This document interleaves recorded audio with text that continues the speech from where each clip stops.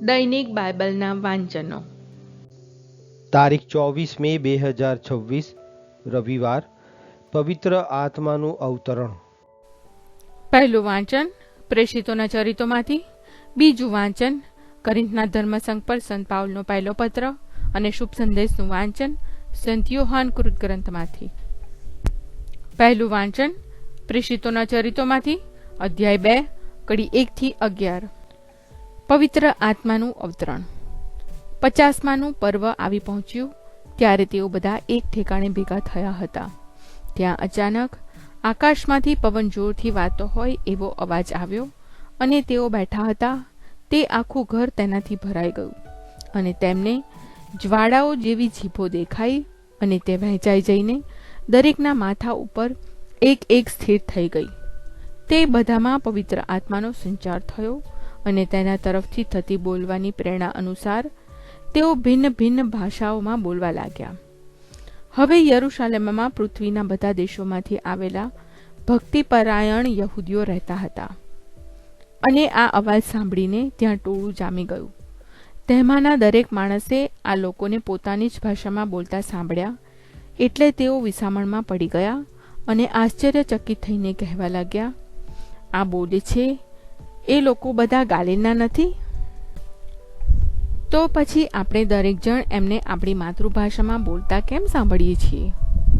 આપણામાં તો પાર્થીઓ, માદીઓ અને એલામીઓ તેમજ મેસોપોતામિયા, યહૂદિયા, કપ્પોદોકિયા, પંતસ અને આસિયા, ફ્રુગિયા, પંફુલિયા, મિસર અને લિબિયાના કુરેનની આસપાસના પ્રદેશના વતનીઓ તેમજ રોમથી આવેલા પ્રવાસીઓ, યહૂદીઓ અને યહૂદી ધર્મ સ્વીકારનારા બિન યહૂદીઓ છે અને ક્રેત અને અરબ સ્થાનના વતનીઓ પણ છે.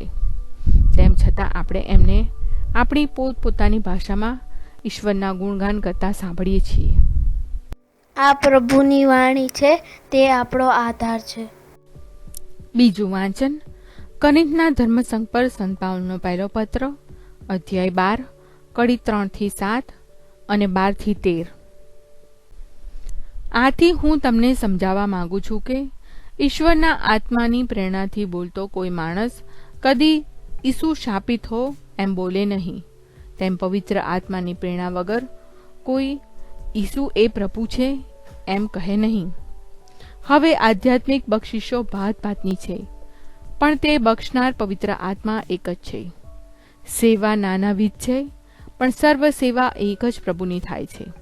કાર્યો ભિન્ન ભિન્ન છે, પણ બધા પાસે તે કરાવનાર ઈશ્વર એક જ છે. સૌના હિત માટે પવિત્ર આત્મા દરેકમાં વિશેષ રૂપે પ્રગટ થાય છે. જેમ શરીર એક છે અને તેને અનેક અંગો છે અને શરીરના અંગો અનેક હોવા છતાં બધા મળીને એક શરીર બને છે, તેવું જ ખ્રિસ્તનું છે. એક જ પવિત્ર આત્મા દ્વારા સ્નાન સંસ્કાર પામીને આપણે એક શરીર બનેલા છીએ. પછી યહૂદી હોઈએ કે બિન યહૂદી, ગુલામ હોઈએ કે સ્વતંત્ર, અને આપણને બધાને એક જ પવિત્ર આત્માનું જળપાન કરાવેલું છે. આ પ્રભુની વાણી છે, તે આપણો આધાર છે. શુભ સંદેશનું વાંચન સંત યોહાન કૃત ગ્રંથમાંથી અધ્યાય 20 કડી 19 થી 23. તે જ દિવસે અઠવાડિયાના પહેલા દિવસે સાંજે શિષ્યો યહૂદીઓના ભયને કારણે બારણા બંધ કરીને ભેગા થયા હતા. ત્યાં આવી ઈસુએ તેમની વચ્ચે ઊભા રહીને કહ્યું, તમને શાંતિ હો. આટલું કહીને તેમણે તેમને પોતાના બંને હાથ અને પડખું બતાવ્યા. પ્રભુને જોઈને શિષ્યો હર્ષ પામ્યા. ઈસુએ તેમને ફરીથી કહ્યું, તમને શાંતિ હો. પિતાએ જેમ મને મોકલ્યો છે તેમ હું તમને મોકલું છું. આટલું કહીને તેમણે ફૂંક મારીને કહ્યું, તમને પવિત્ર આત્માની પ્રાપ્તિ થાઓ. તમે જો કોઈના પાપ માફ કરશો તો તે માફ થશે.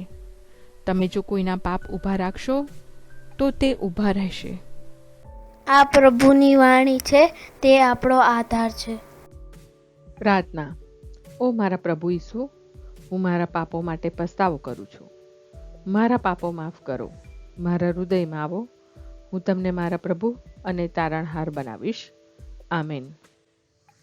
પ્રભુ તમને સુખી રાખો અને તમારી સંભાળ રાખો. પ્રભુની તમારા ઉપર કૃપા દ્રષ્ટિ અને મહેરબાની હો. પ્રભુની તમારા ઉપર પ્રસન્નતા હો અને તે તમને શાંતિ બક્ષો.